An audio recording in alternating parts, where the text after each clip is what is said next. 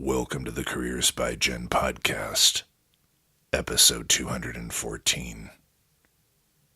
On this episode of the podcast, Jen elaborates on reflective glistening and why it's a must-have career skill. Yes, the snow is very bright when the sun shines on it, isn't it?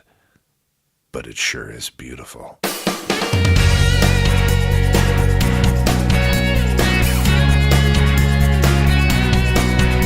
You're listening to the Careers by Jen podcast with me, Jen Swanson, the podcast that helps you to get the job, love your work, and advance your career.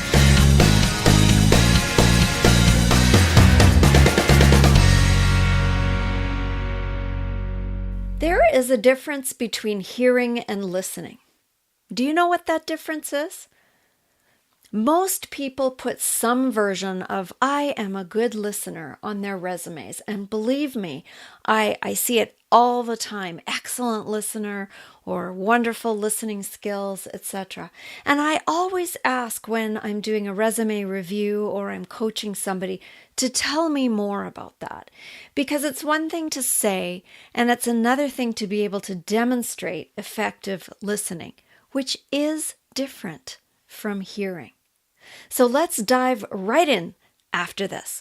Are you procrastinating? Do you want to start a job search but aren't quite sure where to begin? Is it all just a little overwhelming? At Careers by Jen, we have a 5-day Jumpstart Your Job Search Challenge to help you get unstuck and move toward finding your dream job. Every day for 5 days, you'll receive an email to your inbox that asks you to complete one task. Every task you complete moves you closer toward your goal. The best part about this challenge is that it's absolutely free. Come over to careersbyjen.com and you'll see the 5-day Jumpstart Your Job Search Challenge on the right-hand side of the screen. Click on the image of Jen, sign up with your email address, and you'll be 5 days closer to reaching your goal. Why wait when you can get busy? Visit careersbyjen.com after this podcast. Welcome, friends. When I used to teach human relations skills or communication skills to college students going into healthcare, I would spend a good part of my time talking about listening. And I would begin by asking if they could tell me what the difference was between listening and hearing. Well, hearing is something we do all the time. We hear the cars drive past. We hear the ping of a text message. We hear people laughing in the next office. We hear stuff all the time. As a podcaster, I'm really aware. Every time the heat comes on, I can tell. And I wonder if you'll be able to hear that. We hear things all the time, but much of the time we don't actually engage with it. We do nothing with it, or we do very little with it. And so this is what might be called passive listening or just hearing. It goes in one ear and out the other, as your grandma might say. Listening, though, is active. So hearing is one thing. Listening is active. Real, deep, non-distractive listening involves a lot of work. In fact, it involves so much work that it's impossible for us to do it on a consistent basis all of the time, or for a very long time in one sitting, because it's actually exhausting. Active listening is effective listening. And today I wanted to share some of the reasons why this kind of all-in deep listening is a must-have career skill, regardless of what you actually write on your resume. Why does it matter so much that you can demonstrate this? Well, let me first say that it is a pretty rare commodity. Real, genuine, honest listening is not waiting to jump in as soon as the other person stops talking or takes a breath. It's not plotting what to say as soon as you have an opening in the conversation, and therefore not really being active in the conversation. It's not one-upping somebody else. It's patient. It's kind. It's compassionate. Really listening to someone else gives them the gift of your time. When I supervise students out in their clinical placements in the hospitals, and I'm going to be doing that very soon in about 7 different hospitals coming up, doing a short little contract with. But when I used to supervise students in the clinicals, I would say to them, make sure that at the beginning especially you are writing things down, and as your preceptor is explaining things to you, to show that you are really listening to what they are teaching you, and to show respect for all the extra effort this preceptor is putting into your learning. And so this cuts down on the student having to ask repeatedly the same question, because you'd have your notes if you've written it down. And active listening and being able to write things down, and really hear what the person was saying when they were explaining how to do something, would get the student to where they wanted to be a whole lot faster than if they weren't taking an active part in that listening. It's a skill. And to be able to actively listen effectively at a deep level, it's a must-have career skill. But it's okay, because if you don't have this skill, you can learn it. All it takes is effort and practice. And it is absolutely like any other skill. It can be deepened and learned. So today I've got 9 benefits of having this skill in your career toolbox, in your life toolbox, dare I say. I've got 9 benefits to share with you. The benefits of being an active listener. And yes, I'm focusing on the workplace and your career, but honestly, this applies to personal relationships, to social functions, not just to your work life. Being an effective, active listener can bring you success in all areas of your life. And because it's a skill that can be learned, again, it is one that I urge you to practice. And if you're already a good listener and you feel pretty confident about that, I bet there are things that you could do to even become a better listener. Because communication is a practice. It's not something that you just check off on a box or say excellent communication skills on a resume and you're done with it. That's not how it works. Communication is a deep, lifelong practice, and you can have 15 degrees in it and still be able to mess up at a moment's notice. So let's talk about the benefits that you will gain from being an active listener. The first one I've got for you today is that active listening builds mutual trust. If you're listening to someone speak without interrupting and listening with kindness and with interest and with compassion, the other person is going to know that you care and will likely return that care and compassion by listening to you if you need to talk. Mutual trust is a very important quality to cultivate in the workplace, because if you've ever worked somewhere where you can't trust people, well, you'll know how hard and horrible it is to be in a situation like that. Trust is essential in a healthy work environment, and listening well can help to foster that. And if you are in customer service, if you've got clients, you've got patients, if you're in any kind of interactive workplace, then you might not be able to solve the problem that is being presented to you. But if the other person can at least feel heard, that can go a long way to alleviating conflict and to helping people feel that they are valued. So there's so much that is a benefit from being able to actively listen. The second thing just adds to the first, in that the second benefit is that active listening builds relationships. Chances are, if you're building trust with others, you're also building relationships. This one just follows right on the first one. It's important to have good, solid working relationships with people, because if you don't, your workday could be very, very long. Well, when you consider that if you are working full time, you will be spending more of your awake hours with the people that you work with than you do with the people in your home life, because you'll be at work. If you're at work 8 hours a day, 5 days a week, you're at work and awake more than you are often when you're at home. Again, depending on on how many hours a day you work, etc. So that's a lot of time. And if you want to be sure you're in a place where you have good relationships with the people you're spending this big of a chunk of your life with, then active listening can help to build those relationships. So that's the second thing.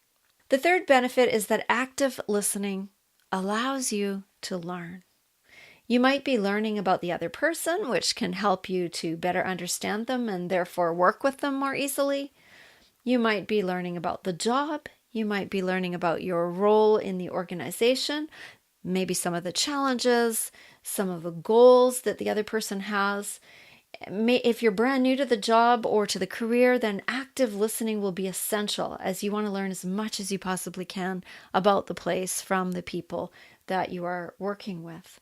The book that I have out, What They See, How to Stand Out and Shine in Your New Job, has a whole section on active listening, especially when you are onboarding in a new workplace. Active listening is tiring, but it's absolutely key. The fourth thing is that active listening allows you to make fewer mistakes. It's easy to make mistakes, to make assumptions, to only hear what we want to hear when we don't actively or effectively listen. How often have you misheard something or misunderstood what someone wanted you to do? I know that I have done this, and I've made mistakes because I haven't listened as carefully as I should have. And when we're in a hurry, when we're rushing, or when we already think we know what we need to know, which is a big mistake, then we make mistakes. And sometimes they're minor and it's not really a big deal. And sometimes they can be massive mistakes. So learning to slow down and to be present and to actively listen can prevent mistakes and misunderstandings, and can also help to avoid conflict as well. So that's the fourth tip. The fifth tip is that active listening, and when I say active, you can interchange that with effective, because active listening is effective and vice versa. Active listening can help you to be more productive. Absolutely, yes, it can. If you are making fewer mistakes, if you are super clear on what it is you need to do, if you've listened well and can get on with what it is that needs doing, then you will naturally be more productive.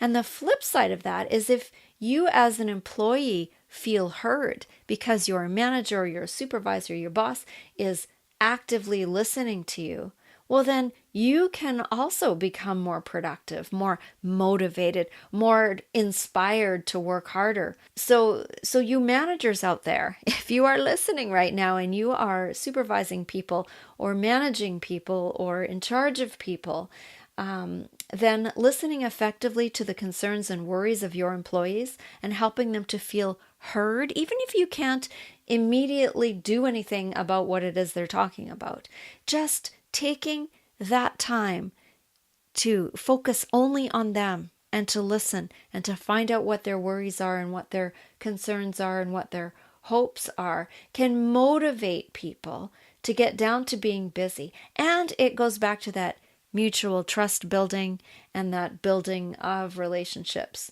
that I talked about earlier. So if you are a manager of people in whatever capacity, then developing real and effective and deep listening skills can help your employees to be more productive as well. So it works both ways. It can help you to be more productive as an employee, and it can help your employees be more productive if you are a manager willing to listen. I wanted to break just for a moment to tell you about a course that I put out a few years ago. It's an online course. It used to be a face-to-face workshop, but people are so busy these days, it's impossible to get more than 2 people in a room at one time in some cases. But I put this course out online and it is still being purchased and used by people. And it has active listening as a component to it. It was created when the podcast and the website were still called Communication Diva. And it was aimed at couples who want to explore deep questions with each other, which involves active and deep listening. And it was meant to be before they became formally committed in a legal way, so before they got married. Now, since the course came out several years ago, I've had all sorts of couples access and go through it, even couples who weren't planning to formally or legally get married. Some couples have used it as a refresher for their relationship after they've been together for years and years, married or not. Others use it for second marriages, and many people have bought it as a wedding gift or an engagement gift for a loved one. In fact, I've had an awful lot of my colleagues, my clergy colleagues, who have purchased the course for relatives because it's important to have those deep conversations. The course is called Marriage Works, and it's on my website at careersbyjen.com under the Work With Me section.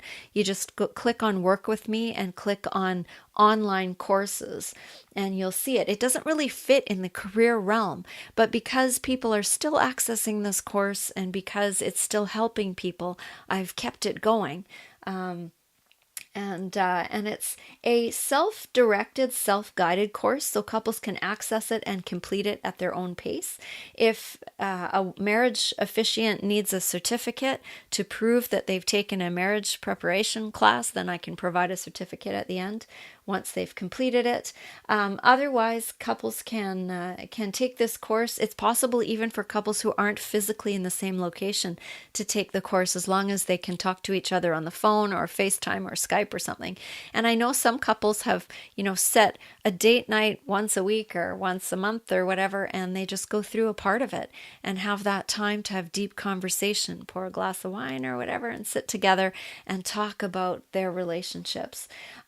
So if you are getting married, or you know someone who would like to take some time to refresh a relationship, or to have these deep questions explored with a little bit of guidance, check out the Marriage Works course and invest a little in your love relationship. All right, let's get back to active listening and the benefits of it. Active listening, this is number 6, broadens perspective.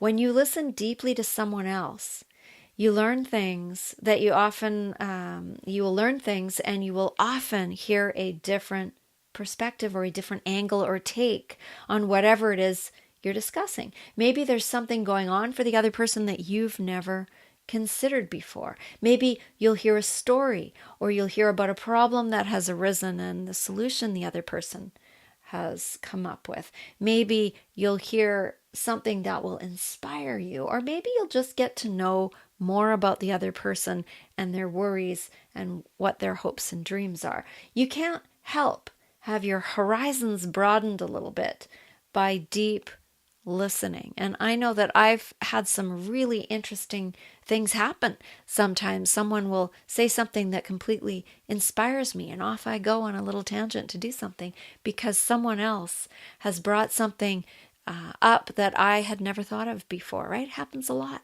and it's wonderful. So active listening can broaden your perspective, and you can learn a lot from it. The 7th thing is that it increases patience. Now, sometimes what the other person is saying bores you to tears. Let's be honest here. Sometimes whatever they're talking about is of no or little interest or relevance to you. Maybe you've heard the story or the same advice or the same explanation 10 times already. Or maybe the other person is just talking out loud. Some people do that. They talk out loud and they're half talking to themselves, and you're not really sure if they're talking to you or not. Or maybe the other person has a loop of complaints that they like to stay in. There are times when our work requires us to listen, even when we don't feel like it or we don't want to. Maybe you are in customer service, or you have clients or patients that you have to listen to, and maybe most of the time it's fine. You're happy listening to it, but maybe some of the time it's hard. It's hard to have to sit there and listen again. And an effective listening will build patience in you. And remember, real listening is not just pretending to listen with your eyes, eye contact and nodding, but then actually imagining what you're going to have for dinner, or if you can fit in a trip to the gym on the way home, or whatever else you have going on in your life. We're not talking about pretending and just going through the motions. We're talking about actually listening. Staying present is hard to do. And so it's work being a good listener. But the more you do it, the more patience you will develop with others and with yourself, and the better you will get at it. Okay, the 8th thing that effective listening can do for you is that you can end up with some good advice. And I touched on that a little bit when I talked about broadening of perspectives. I have to listen a lot in my work, in my many jobs. I get feedback sometimes after presentations from audience members. I preach sermons almost weekly in my ministry work. I get listener feedback from the podcast and from the website and the courses and the workshops that I teach online and the workshops that I teach in person. I coach people in their career or in life coaching, and I do lots of pastoral visiting. Lots of cups of tea with people. And so listening is a big, big part of what I do.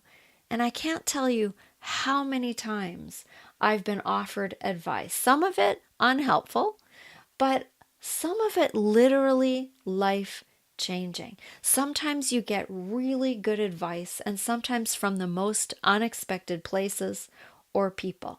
So you just never know when you're actively listening what will spark for you, what will be something that will inspire you to do something completely new because you took the time to listen well. And the last thing that I wanted to share with you today is that people will want to be around you more. This is one of the benefits of active listening that we don't often talk about, but people gravitate towards those who listen more and talk less. Connections are made faster. Trust and relationships are built. It's sad in a way, but it's almost a rare thing for people to listen deeply to each other these days. We seem to always be too busy. We check in via text instead of actually using the phone for what it was originally intended to be used for. And it seems unusual to take the time and make the effort to sit down and connect and listen to each other. But if you make time for people that you work with, if you don't try to multitask, and if you actually get present and attentive and spend some time face-to-face listening, you will find people will want to talk to you and be around you. And that can only be a good thing from a career perspective. Well, that is the show today. I hope that you are deeply listening this whole time. No, I hope you were listening to at least some of this and that you got something useful out of it. Until next time, take a moment and listen to someone really well and really effectively and just see what happens. You've been listening to Careers by Jen with Jen Swanson. If you like what you heard, please share this. You know, if every single person listening today shared this episode with just one friend, our audience would be twice as big just like that. And the more people we can help with our content, the better. So help out a friend and help grow our audience by sharing this show with someone you know who would benefit from the content. If you haven't subscribed yet, please do that, and together we can make a difference. Until next time, take good care.